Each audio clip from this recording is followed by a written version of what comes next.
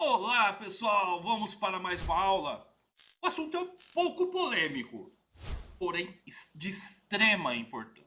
Eu acho que é um dos assuntos que eu mais me identifico e tô junto ali com o Sérgio no combate. Eu não diria combate, tá, pessoal? Eu diria na divulgação da melhor maneira de usar a ferramenta que muitos confundem e colocam quase como sinônimo de hipnose, que é a chamada regressão. Não é verdade, Sérgio? Sim, a regressão ela é a referência de terapia com hipnose, mas para quem já conhece um pouco, para quem já estuda um pouco mais, sabe que a regressão não é uma das ferramentas que a gente pode utilizar com hipnose, porém, a gente. O uso, o entendimento da regressão antigo, inclusive foi a própria uma das coisas que o Freud abandonou a hipnose por duas vezes.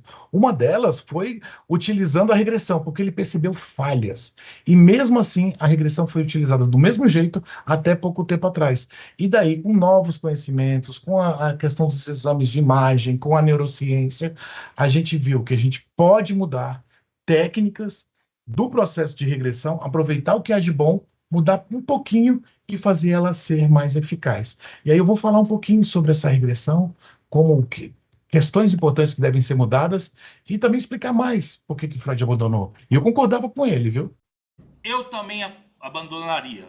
Né? Eu também abandonaria se eu descobrisse o que ele descobriu.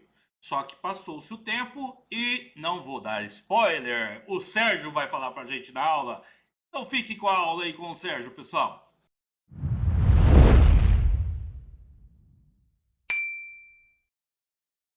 Tenho certeza que eu já surpreendi vocês em relação ao conteúdo que eu estou entregando. Você não vai encontrar um conteúdo como esse em curso pago, em curso gratuito no YouTube, enfim, você não. Tenho certeza que eu já trouxe conteúdos excessivos, mas eu achei que uma coisa que era importante trazer para vocês sobre a regressão. Quando a gente fala que Freud abandonou a hipnose, ele abandonou duas vezes. A segunda vez foi sobre a regressão.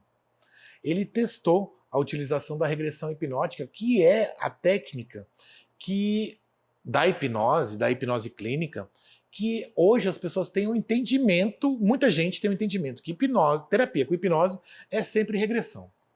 Vale dizer, a regressão é uma técnica muitíssimo interessante, é uma técnica que traz sim muito resultado, mas ela tem grandes problemas que Freud já percebeu desde o começo.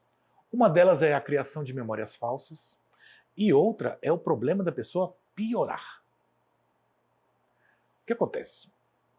A pessoa, quando ela passa por um processo de regressão, regressão de idade, em que ela, como se estivesse vivenciando um fato do passado dela, essa vivência ela costuma ser muito real, como se realmente tivesse acontecido. E aí a pessoa toma aquilo como verdade. E uma coisa que é comum é o entendimento de que a hipnose traz a hipermnese, a supermemória, aquele mito que eu falei no começo do nosso curso. E não existe essa hipermnese.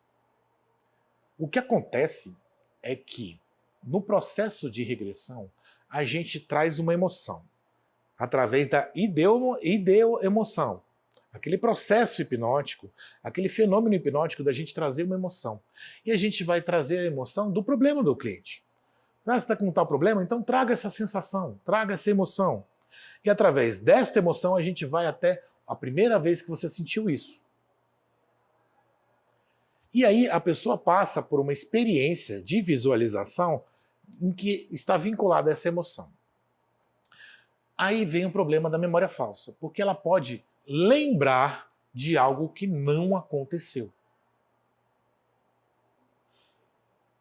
Imagina que a pessoa lembre de alguma situação que pode ser até traumática, em que ela não viveu, envolvendo um parente dela, envolvendo uma pessoa conhecida que já morreu. E a partir daí ela ter alguma interpretação dessa pessoa através dessa memória que foi criada. Por isso, esse é um dos motivos que faz com que a regressão seja perigosa. Faz com que a pessoa possa ter interpretações sobre outras pessoas ou sobre as vivências de vida dela, julgando que a experiência que ela passou na regressão foi verdadeira. Um outro problema é a pessoa ela passar por uma experiência vinculada a uma emoção muito intensa. Vamos supor que a pessoa sofre de síndrome do pânico. E daí eu peço para ela sentir um pouco aquele pânico. Para que a gente vá para a primeira experiência de vida dela em que ela sentiu esse pânico. Lembra que eu falei que a hipnose é como se fosse assim uma limpeza. Quando a gente está em hipnose, a gente limpa tudo que está em volta e a gente olha só uma coisa, a gente percebe melhor as coisas, a gente sente mais as coisas. Então, a pessoa ela vai vivenciar um estado de pânico muito mais potente. Sem entrar tanto na neurociência, mas assim, pela lei de Hebb, que é neurônios que se ativam juntos tendem a se conectar. Existe uma rede neural que está especializada em lidar com esse ataque de pânico. E ao vivenciar de maneira muito mais intensa, em hipnose, esse estado de pânico, o que eu faço? Eu potencializo essa rede neural. Eu faço essa rede neural ficar mais potente, ou seja, eu piorei o problema dela. Alguns hipnotistas que seguem aquele conceito do subconsciente, daquele iceberg que eu falei para vocês, eles vão falar, não se preocupe, o problema não piorou. É o seu subconsciente que está trabalhando em segundo plano na sua mente. Esse é um dos motivos que eu não gosto desse conceito de subconsciente de Geraldo Caim.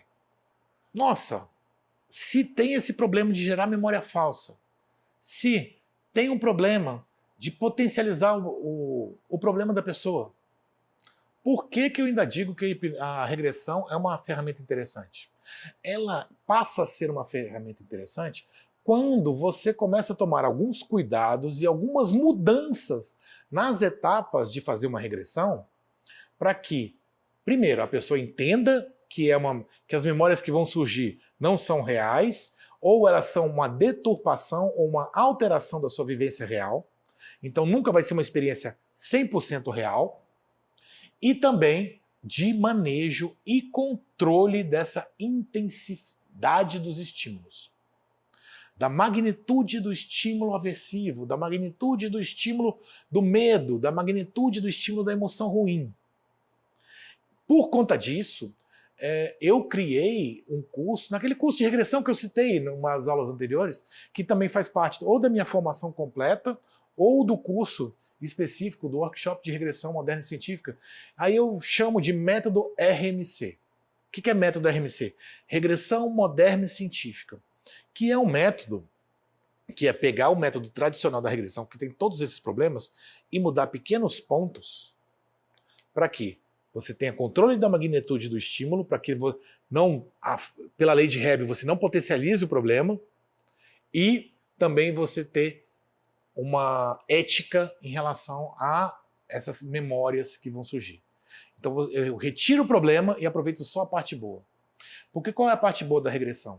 Você vincula uma experiência a uma emoção que você está sentindo, um problema que você está sentindo. Sente o problema e aí você passa por uma experiência. E você, nessa experiência, você resolve. Então é como se você experienciasse a resolver os seus problemas. Então realmente tem, de maneira simplória, do jeito que eu estou falando aqui, realmente tem uma eficácia. Você aprende a resolver seus problemas. Na prática, na vivência. Né? Então ela é muito legal sim. É um processo de metapadrão, bem interessante, que traz resultado. Mas se não tomar esses cuidados, você ou vai trazer piora para os seus clientes, ou você vai chegar à conclusão que Freud estava certo, que não devia usar a regressão mesmo. E, como eu disse, eu concordo com Freud. Mas mudando um pouquinho, Freud também toparia fazer a regressão como eu faço, no método RMC. Esse é um objetivo dessa aula, que é trazer uma visão de como a gente tem que tomar cuidado com algumas coisas da hipnose. A gente não pode sair usando técnicas de terapia sem entender algumas coisas do funcionamento cerebral e também como entender a psicopatologia. Por exemplo, na minha formação de hipnose clínica científica, a formação grandona, eu trago especializações em algumas questões. Por exemplo, em ansiedade, você se torna especialista em ansiedade. Por que tem que ser especialista em ansiedade? Não adianta você só entender que a pessoa está ansiosa, você tem que entender como a ansiedade funciona, o que acontece no cérebro dela, para você poder aplicar as técnicas corretas, para que a pessoa não piore, para que a pessoa realmente melhore de maneira efetiva. Aplicar hipnose por si só, sem entender o problema da pessoa, não faz sentido. Que nem tem a especialização em transtorno obsessivo compulsivo, especialização no tratamento de vícios. Então a gente precisa disso para a gente conseguir ter uma terapia efetiva. E é isso que eu dou na minha formação de hipnose clínica científica. E caso vocês queiram dar continuidade num conhecimento, eu digo, quer tratar alguma psicopatologia, você tem que procurar alguma especialização e entendimento profundo, tanto do funcionamento cerebral, quanto das questões da psique e dos processos terapêuticos. E na próxima aula eu vou falar para vocês coisas que estão um pouco fora dessa questão de técnicas, de entendimentos, que é para trazer para vocês o que um psicoterapeuta precisa fazer para ter sucesso na sua carreira, para ter reconhecimento. É o que eu chamo de reconhecimento percebido. A gente se vê na próxima aula e eu tenho certeza que você vai gostar muito dela. Até lá!